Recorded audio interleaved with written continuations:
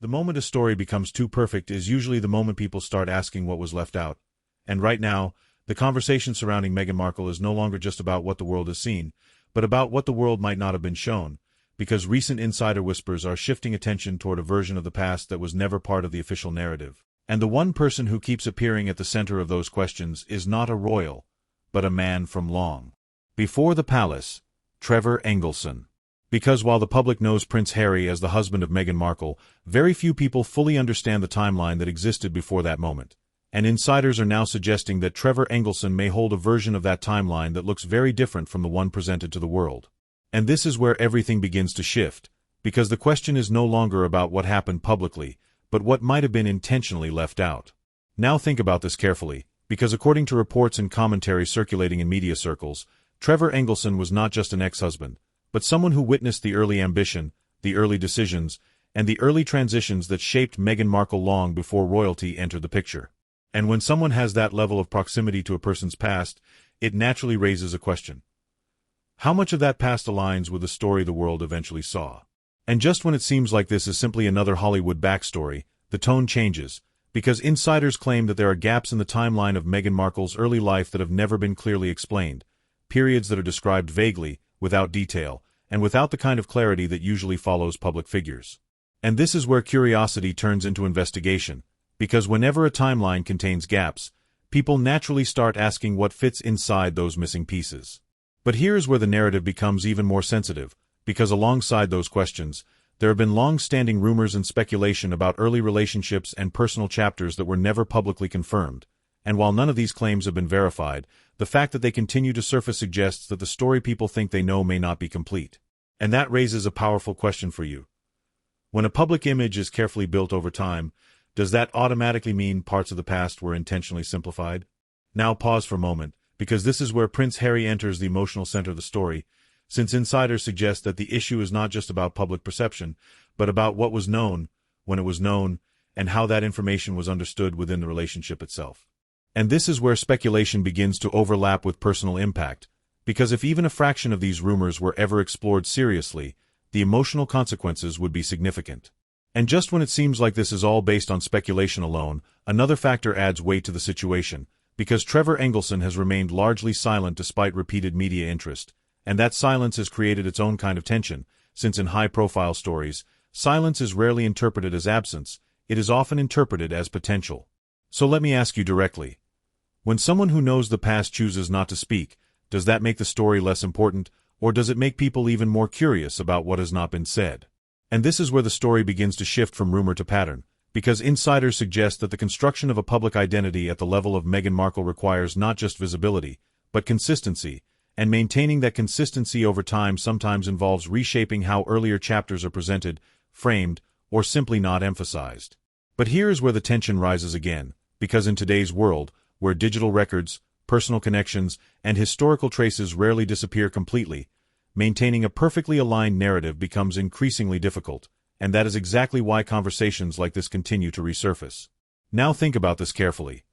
If multiple people from earlier stages of a public figure's life still exist, still remember, and still hold pieces of the story, how long can any version of the past remain fully controlled? Because as this conversation grows, one thing is becoming clear: this is no longer just about what happened years ago, it is about how those earlier chapters connect to the present, and whether the full picture has ever truly been seen. And this leads directly into the next phase of the story, because if insiders are right, and if more pieces of that earlier timeline begin to surface, then the real question is not whether the narrative will change. It is how much it could change once everything is finally put together. So before we move forward, consider this. Are we looking at a misunderstood past, or are we looking at a story that was carefully rewritten over time? Because what comes next may not just answer questions. It may completely redefine them. And just when the conversation begins to center on missing chapters and unanswered questions, the story takes a more revealing turn, because insiders are no longer focusing only on what may have been left out, but on how the public image of Meghan Markle was constructed so effectively in the first place. And that shift in focus changes everything, because it moves the discussion from rumor into strategy. Because according to commentary from people familiar with Hollywood career-building patterns, the transition of Meghan Markle from a working actress into a global public figure did not happen randomly. It followed a deliberate progression where visibility, narrative, and positioning were carefully aligned over time. And when you begin to look at that progression step by step, the rise starts to feel less like coincidence and more like design. Now think about this carefully, because insiders often describe early career environments as places where identity is constantly shaped and reshaped, and in that context, decisions about what to highlight and what to leave in the background become part of a larger strategy. And this leads to a powerful question for you. When someone builds a public identity from the ground up, how much of that identity reflects reality, and how much reflects intention? And just when it seems like this is simply how public figures operate, the narrative becomes more specific, because Trevor Engelson, who was present during those formative years, represents a direct connection to a version of Meghan Markle that existed before global recognition. And that connection is exactly why Trevor Engelson continues to appear in discussions about what may or may not align with the current narrative. But here's where the tension deepens, because insiders suggest that what makes Trevor Engelson significant is not what has been said publicly, but what has not been said, since despite opportunities to speak, Trevor Engelson has largely remained silent, and in stories like this, silence often carries more weight than statements. And that raises an important question. Does silence protect a narrative, or does it quietly challenge it? Now pause for a moment, because this is where the story intersects with the royal dimension, since the transition of Meghan Markle into the world of Prince Harry required not just visibility, but credibility within an institution that is built on continuity, tradition, and transparency of lineage. And that transition naturally brought increased scrutiny to earlier chapters of life that might not have been examined as closely before. And just when it seems like that scrutiny would have settled over time, the opposite appears to be happening, because the more the public learns about how narratives are constructed, the more attention shifts toward details that were previously overlooked. And that is exactly why conversations about timelines, early relationships, and unexplained gaps continue to resurface. But here's where the story becomes even more layered, because insiders emphasize that the modern media environment does not allow narratives to remain static. Instead, it continuously revisits, reinterprets, and re-examines them, meaning that even small inconsistencies can become focal points over time. And this leads to another question for you. In a world where information never fully disappears, is it possible for any past to remain completely controlled? Now consider how this connects to Prince Harry, because insiders suggest that the emotional dimension of the story is not just about public perception, but about alignment between personal understanding and public narrative, and that alignment becomes increasingly important as scrutiny grows. And this is where the contrast within the royal family becomes relevant again, because figures like Prince William, the future king, and Catherine, Princess of Wales, also known as Kate Middleton, are often associated with a more traditional and clearly defined presentation of public life, which naturally influences how other narratives are perceived in comparison. Now think about this carefully. When one model represents consistency and clarity, and another model raises questions about complexity and evolution, which one do audiences tend to trust more over time? Because as this comparison becomes more visible, the pressure on the overall narrative increases, and what was once accepted without question begins to be examined more closely, not necessarily because something is proven, but because curiosity itself continues to grow. And just when it seems like the story might remain in the realm of speculation, insiders point out that the real turning point often comes not from one major revelation, but from the gradual accumulation of smaller details, each adding another layer to the overall picture until the narrative becomes impossible to ignore. So let me ask you something important. Do you think stories like this change because of one big moment, or because of many small pieces slowly coming together over time? Because as we move into the next part of the story, one thing becomes increasingly clear: this is not just about what happened in the past, it is about how the past interacts with the present, and whether the full story has ever truly been understood. And what comes next may not just add new details. It may change how everything is interpreted from the beginning. And just when the discussion begins to settle around how narratives are built and maintained, the story takes a more psychological turn, because insiders are no longer just asking what may have happened in the past, they are asking how those past choices continue to influence present decisions, and that shift changes everything, because it reframes the entire situation from a timeline issue into a pattern of behavior. Because according to commentary emerging from people who have followed the trajectory of Meghan Markle over many years, the defining characteristic is not any single event, but a consistent ability to adapt, reposition, and reframe identity depending on the environment, and that ability, while often seen as a strength in public life, can also create questions when earlier chapters appear less clearly defined. And this leads to a powerful question for you. When adaptability becomes central to a public persona, does it enhance authenticity, or does it make authenticity harder to verify? Now think about this carefully, because insiders suggest that the transition from Hollywood into the royal sphere required not just visibility, but a recalibration of identity, where every detail would be viewed through the lens of tradition, protocol, and public expectation, and that level of scrutiny naturally amplifies any inconsistencies, no matter how small they may seem at first. And just when it feels like those inconsistencies would have been addressed early on, the opposite appears to be true, because the longer a narrative remains unchallenged, the more firmly it becomes accepted, and that is exactly why renewed attention now feels more significant than it would have years ago. But here's where the story becomes even more complex, because insiders emphasize that the role of Trevor Engelson is not simply that of a former partner, but of a witness to a formative period that is now being re-examined, and that distinction matters, because witnesses do not just remember events, they remember context, tone, and intention. And this raises another important question. If someone holds contextual knowledge of a past that has never been fully explored publicly, does that knowledge eventually become part of the larger narrative, whether it is shared or not? Now pause for a moment, because this is where the emotional dimension begins to intersect more directly with Prince Harry, since insiders suggest that the evolving conversation is not only about public perception, but about personal understanding, and how much of that understanding is shaped over time as new discussions emerge. And this is where the tension becomes more visible, because the relationship between Prince Harry and Meghan Markle exists not just within a private context, but within a global narrative that continuously evolves, meaning that new interpretations can influence how earlier decisions are viewed. But just when it seems like this is entirely about personal dynamics, another layer becomes impossible to ignore, because the institutional context surrounding Prince William, the future king, and Catherine, Princess of Wales, also known as Kate Middleton, provides a contrasting model of consistency and continuity that shapes how audiences interpret other narratives within the same system.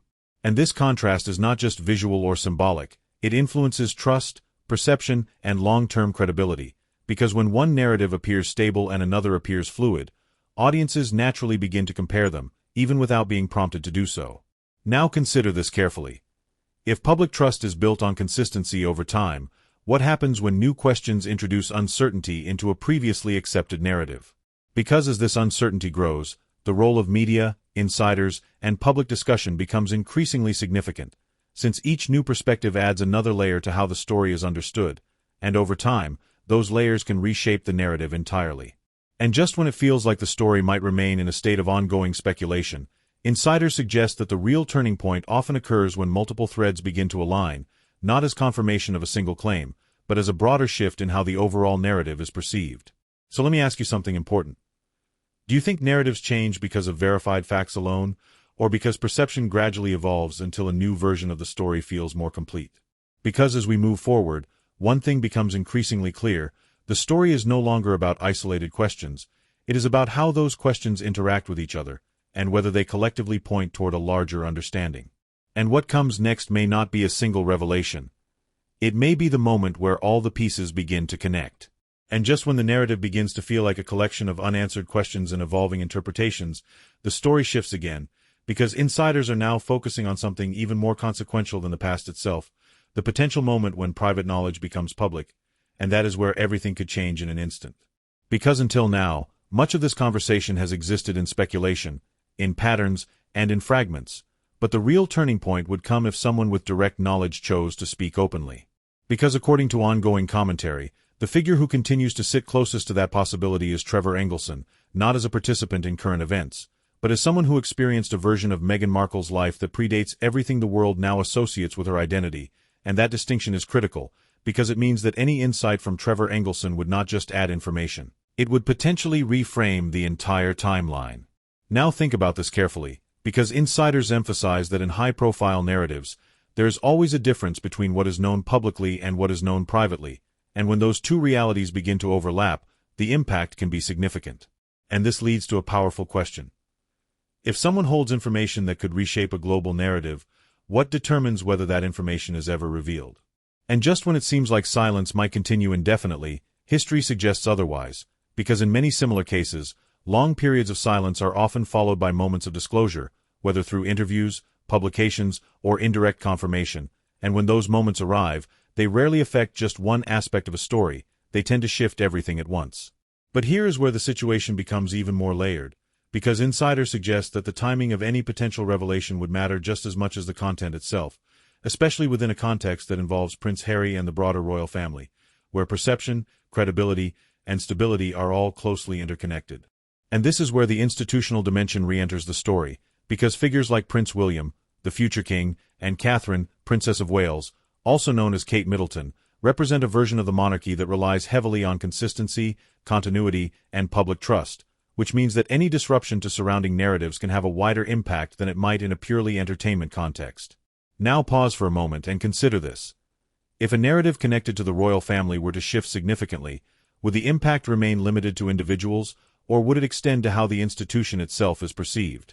Because as insiders continue to analyze the situation, one theme becomes increasingly clear: the balance between narrative control and narrative exposure is becoming more difficult to maintain, especially in an environment where information circulates rapidly and audiences are more engaged than ever before.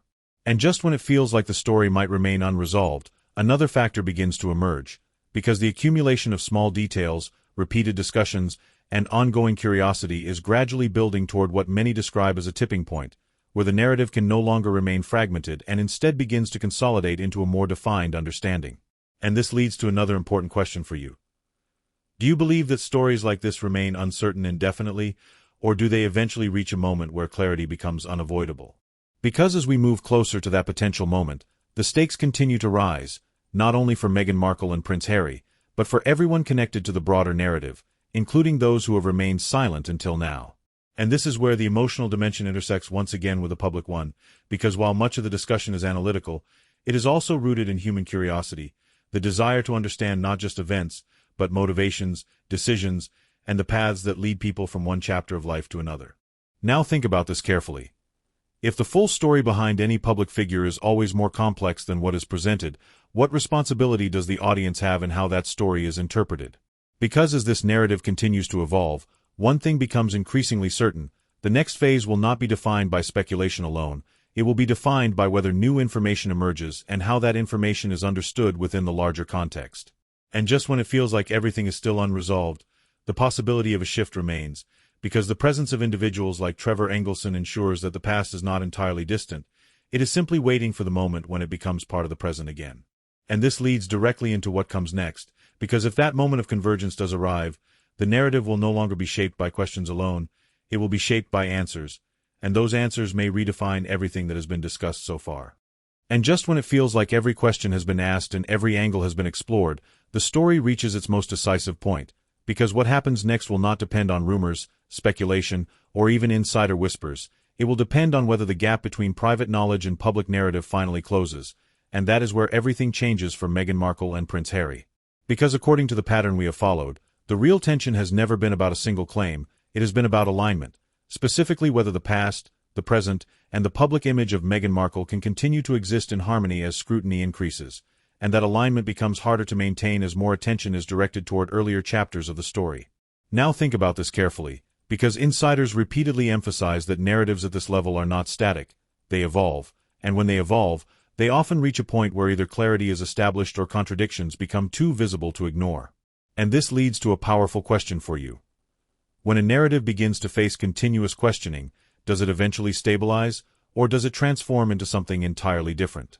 And just when it seems like the answer might remain uncertain, another factor shifts the stakes even higher, because the presence of individuals like Trevor Engelson ensures that the past is not just a distant memory, it remains connected to the present through lived experience, and that connection is what gives this story its ongoing momentum.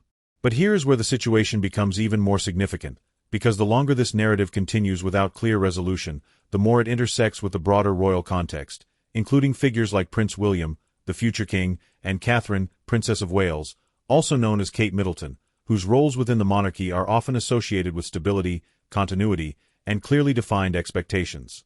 And this contrast is not just symbolic, it shapes perception, because when audiences compare different narratives within the same institution, they naturally gravitate toward clarity and consistency, and that comparison influences how every related story is understood. Now pause for a moment and consider this. If public trust is built over time through consistency, what happens when uncertainty begins to enter the conversation?